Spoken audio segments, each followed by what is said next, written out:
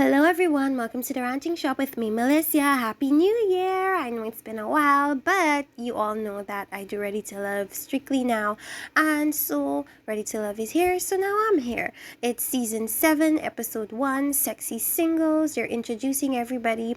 And I'm coming into this with very little background knowledge about everyone, so I don't know who's divorced 20 times and a player around town on any of these things. I have gotten a few tidbits about Blake, but for most people, I really don't know them, and I'm going into this very blindly. So let's get into it.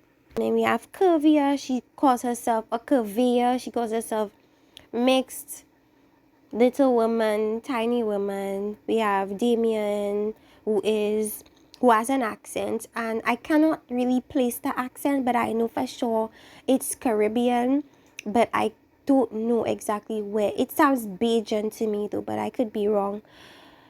Or is it Linden? I think it's Linden. Then we have Damien, who has like the really like light eyes. He's the bartender. Seemed pretty chill. Wasn't really drinking, so he was really like more laid back. We have Zulika, who is like a bit more outspoken. She's a radio producer. Dre, who looks like a little kid. And I can actually relate to him because I also look like significantly younger than my age. But he also acts really young as well. So it's like really surprising to see that he's like 39. But he just doesn't look it at all. And I don't, for some reason, I feel like he's gonna be sent home because I don't think any woman likes the fact that they might not say it, but he did say that he's really short, and I don't see them really getting with a short guy, not because there's anything wrong with short people, but more so because I feel like women feel like because he presents so childlike that it would be difficult to see him being their protector. And then he acts really young, so they're probably a bit turned off by that as well. So he's my male guest to go home, but we'll see. We have Natasha. She mentioned being engaged once, also spoke on being a workaholic. We have Blake. I put that he's a pretty boy because he is. He's the type of guy that, goes to the gym and thinks that they're like, he's God's gift to women and that he elevates women's lives and women should probably bend and kneel and propose to them and things like that. So he could also be sent home. So, okay, now I have two people I think that might be sent home. Him and that young looking guy, Dre. Then we have Linden. Oh, sorry. Linden. So actually, I think it was Damon that was the first one to come in and he had an accent. And then there's another one, Linden. He's a Jamaican and you could clearly hear that from his accent. He says he's a good guy. I'm not sure. Right now, I can't really judge. But we'll see. Then we have Morgan. He doesn't like his... Oh, Morgan was talking to... I think she was talking to Blue. Or Linden, yes, the Jamaican, and she mentioned she doesn't like the lifestyle because it's late nights, it's beautiful women, it's alcohol, it's a recipe for cheating, I guess. So she wasn't too sure about that. When Blue was talking to some woman, I think the fashion designer or something, and like the way he was like, describing his job, it almost seemed like he was a salesman selling his job to her or to everyone. It came off very... So far, Blue has come across very detached. It's like he's here for business only. I haven't really seen a soft, willing side from him yet, but it's still early, so we could see later, maybe, perhaps. Tommy comes in. So you know what happens when Tommy comes in. So Tommy is talking, giving his whole speech. I fast forwarded that part, but the more important part is that he mentioned somebody coming in, and they're assuming that he's bringing in like new people, new contestants and stuff like that, like previous seasons. But actually, they were bringing in Simone and Rashid. And I think if you've been living under a rock, Simone and Rashid met on their season. That was the season with Denise and with Kalfani, and we know that drama that took place there. But they didn't really connect on the show until it was too late, and she ended up being sent home, and they drug him through the final season only to kind of humiliate him in the end, which I thought was truly unfair. But that's what they did to him. But they ended up finding each other on the show, connecting, getting to know each other, dating, and he eventually proposed to her. Now, I think what happened was that they have a podcast or a show on YouTube, and they announced to their viewers that they were in fact a couple. And then I think a couple of months later or so on, they decided to take it seriously, and they proposed. He proposed to her and stuff. So actually, it what happens on the season is that Simone and Rashid is of course there. They're like literally the only. Well, that's not true. We also have, I think it was Joy and Clifton. To me, that's my favorite couple. I don't know why they didn't use them instead, but not to say that Simone and Rashid are not good too. But we actually got to see Joy and Clifton. But Simone and Rashid, I'm happy for them. They came on the show as somewhat of a bit of inspiration for the couples, which I think is awesome, because they've not really had the best success rate when it comes to matches. And so having Simone there with Rashid gives them the kind of hope that this process could actually happen at some point. And so Simone and Rashid, they stayed there. They asked the people whether they'd like to hear any questions, because they were there to provide advice. But what I will say is that Tommy was being very brave to actually say that that was a success story, considering at that point they were probably just boyfriend and girlfriend. I understand calling a success story more so like a husband and wife as opposed to a boyfriend and girlfriend, because that could be a bit tricky and may not necessarily last very long, because we all know those types of relationships are quite fleeting. So I thought he was like either very desperate to tell people that there were success stories, or very brave to say it. Either way, I was like, whoa, you have some nerve. But so after that, they continue getting to know each other, and a lot of flight attendants join this show actually. I think each season has had either one or multiple flight attendants. And I feel like it's because they're able to be more flexible with their schedule, and so they could carve out time to be a part of this show. But you'd find a lot of like business owners and flight attendants tend to join this particular show. I feel also that like being a flight attendant, because you're away from home a lot, it does put a strain on your relationship, because you don't know when you're coming home. They probably know when you're coming home, but the fact that you're not constantly there, I think is gonna create problems for the relationship. Because guys, some of them constantly need that physical affection and so on, and so it's like I understand why it could turn some men off.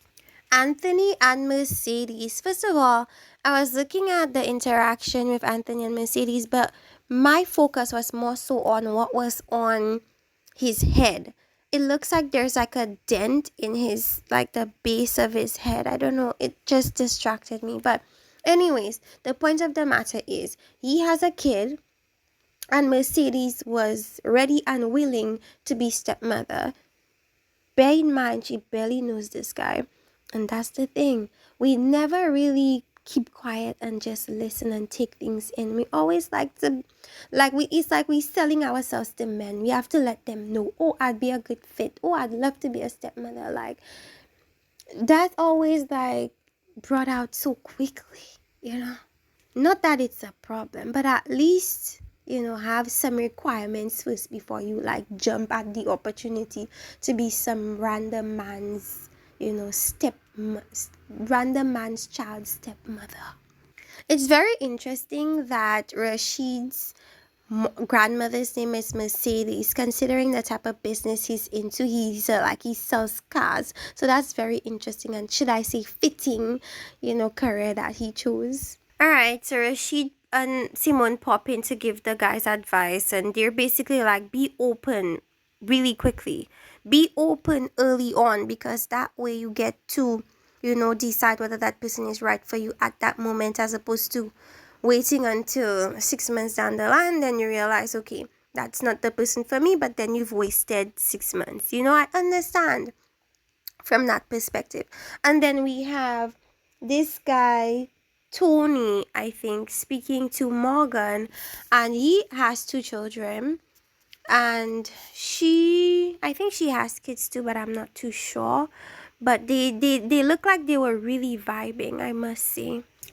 Tony is actually interesting because whereas most people don't have one parent, but they have another parent, it looked like he didn't have either parent in his life growing up. So it's either he was raised by his grandparents or some other family members that weren't his actual parents. So I wonder how that affects the way he maneuvers relationships and dating and things like that. So we have Corvea, Demario, and Lyndon, and they're having this conversation. Actually, it looked as if she was having this conversation with Demario, and the other guy was just like listening in and in like adding his input here and there. But she definitely comes across as very high maintenance, which I don't think would even fit with Lyndon's type of life, because he will later on explain that he actually has a roommate, and that's not something that she's looking for. So I think off the bat, they've disqualified each other, so to speak.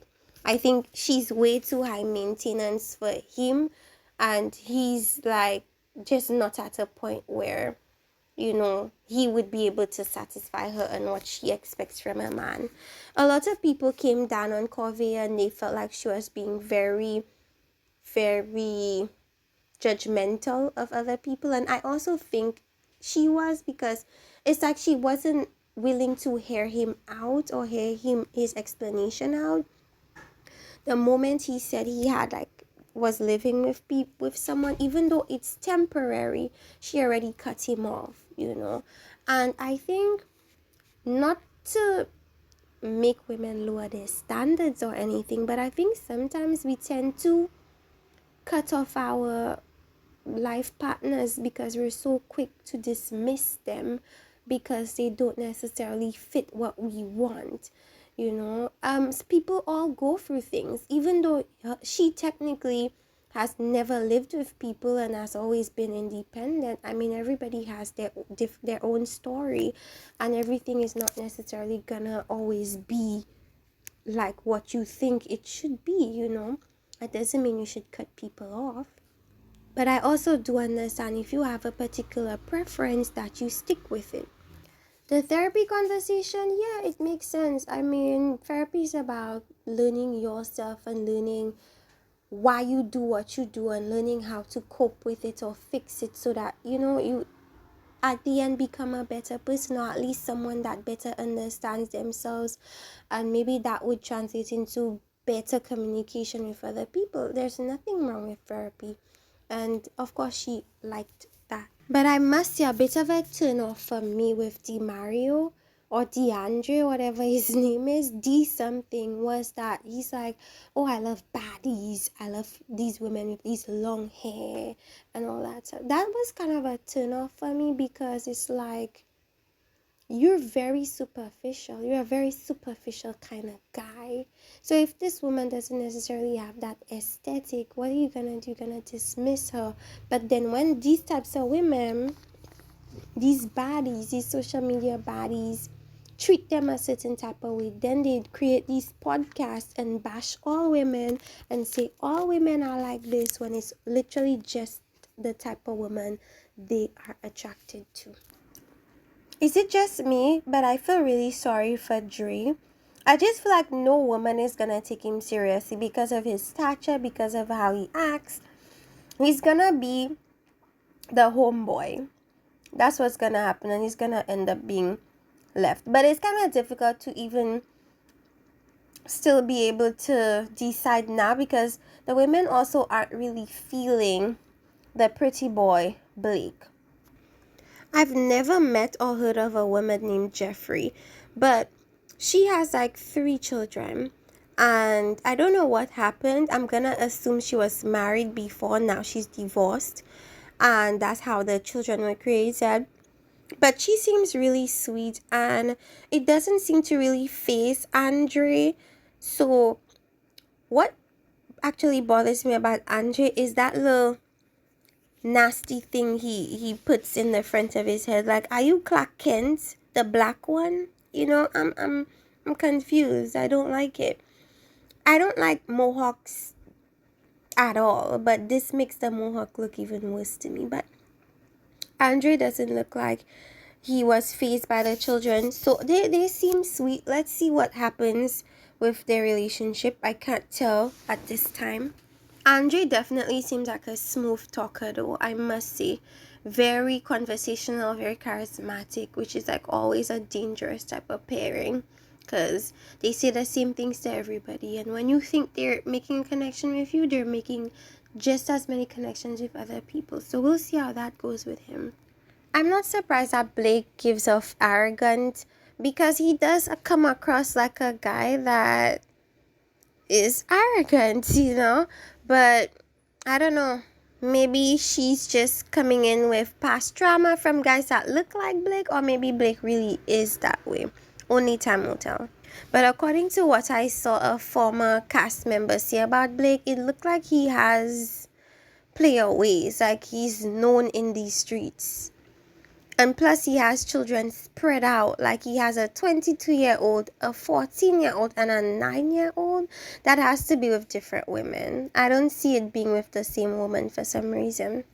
So they all come back together, and they're telling Simone and Rashid bye-bye. Of course, they give their last little messages to everyone. And then Rashid proposes to Simone. And I think people were like a little bit confused about that proposal, because people still feel like because a show airs on January 6th, that means everything that happens on the show is happening live. This is not a live show. This show was probably filmed since last year, maybe in the middle of last year, or maybe towards the ending of last year. But this is not, or was not, filmed just now. And some people still cannot grasp this concept, because they were confused as to why Simone and Rashid proposed again on the show.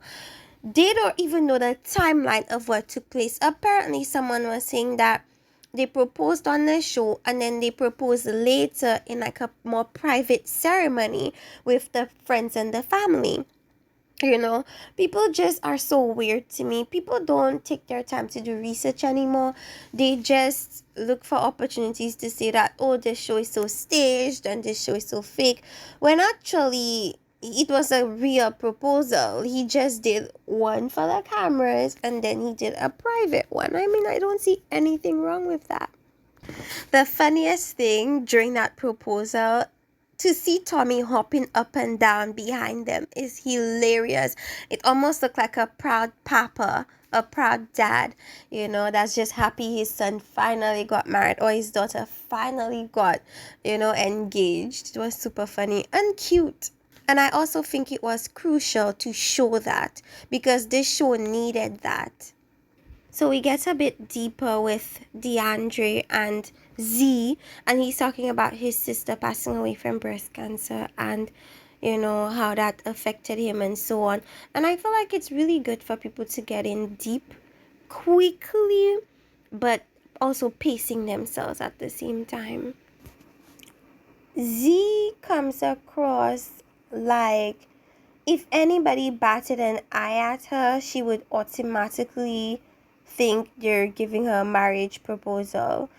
She comes across very, very fast, very fast, too fast. I understand that this is a fast-paced process, but still, when you're too fast, it's a red flag, because it's like, what is it that you don't want me to see? What is it that you're rushing me for?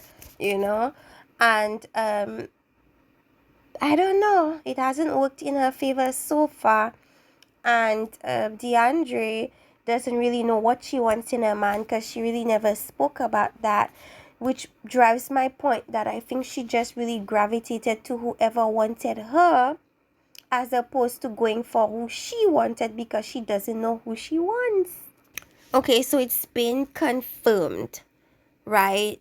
Blake has these 3 spread out children with different women. According to what he's saying, it was at different points in his life. And he's not really keen on having more children, which I don't know who would be keen on having more children if they've already had 3, you know? Especially, men setting their precedents for relationships and stuff like that. I think if he said no, it would most likely be no, like they wouldn't have children. Although he said 87% no, I also believe that it's actually 99.999% no instead. So that interaction with Blake and Corvea, it would deter a lot of women that want kids. Like, because a lot of women beg, cry, scream, do everything to have kids. And the fact that he's saying he doesn't want kids, of course, is going to deter a lot of these women because I think a lot of them there don't want children. Perhaps he would make a better fit with that woman that has 3 kids. Who knows? But Corvea wasn't like really having it because she's like, she feels as if she wants kids and that's just what it is. And he feels like if kids end up being in a broken home, then they become broken children. And I somewhat agree with him considering he has first-hand knowledge of what just having children outside of marriage with different women does to children. So I wouldn't take it offensively immediately. Perhaps he could have said it in a more, he could have explained himself more, but I'm not quick to be offended by things like that because he knows what he's talking about. And she took it as him speaking condescendingly. But the thing with that is I encourage honesty. As brutal as you want to give it. Because like it's better for you to be brutally honest now for us to be suffering later because you didn't outright say you didn't want a particular thing. So it's like a double-edged sword. You may not like to hear it, but then that just means that either that's not the person for you or there is some things that you have to work through first. I mean, I don't see anything wrong with brutal honesty. It narrows things down very quickly. But she did call him a butthole. So the men were talking about who they were feeling versus who they were more like attracted to. And a lot of the men did not really vibe with Natasha or Zulika, but they vibed a lot with Jeffrey. And I think someone said Sue-Ann. So there we have it. We have an idea of what the men like and what they don't quite like. And I think what's going to happen next is they're going to talk with the women to see how they're feeling. And I have a strong feeling that Mr. Dre, Little Dre, Mr. Leprechaun Dre, and arrogant Blake are going to be on the chopping block. Nobody's surprised at all. Dre ended up getting sent home. And I think Kavea looked very, very much disappointed because I think she'd prefer a friend as opposed to somebody that she doesn't really like at all, Blake, But Blake ended up staying. Dre ended up getting sent home. I'm not surprised. Blake gives off that drama vibe. Like he's going to bring that drama to the show, Nobody really likes to cut off the a-hole first because that's who gives the drama. So not shocked. Now let's see which woman is going to be sent home. So Z and Natasha are on the chopping block. And just before we go into the elimination, I just want to say that Natasha reminds me of Simone. They have the same blonde hair. I don't know, they just give off a very similar vibe to me. So Natasha got sent home and Z got an opportunity to stay another day. But I don't think she'll be lasting very long actually. But we're gonna see. I also don't think Blake is gonna be lasting very long, but then we're gonna see too. Okay? So in the previews, it looked like Morgan is gonna find herself in a love triangle. It looked like Jeffrey is gonna be accused of lying. It looks like Blake is gonna break some woman's heart. He's gonna move funny and hurt somebody. It's just gonna be a lot of drama, and I cannot wait. Let me know what you guys think about these contestants. Do you like anybody? Do you not like anyone? Let me know in the comment section below, and see you guys next time for another review from Melissa at the Ranting Shop. Bye bye.